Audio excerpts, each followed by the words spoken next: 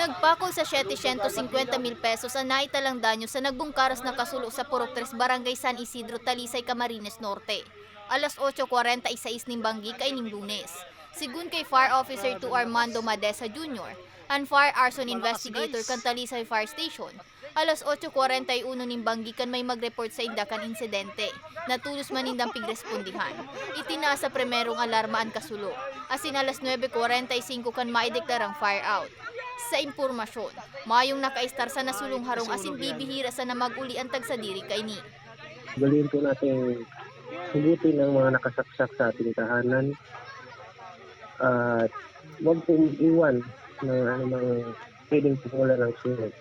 Sa presente, pigaarang pa kang Bureau of Fire Protection kung ano ang kausa kan insidente. Para sa mga baretang tatak Bicol, may Arango.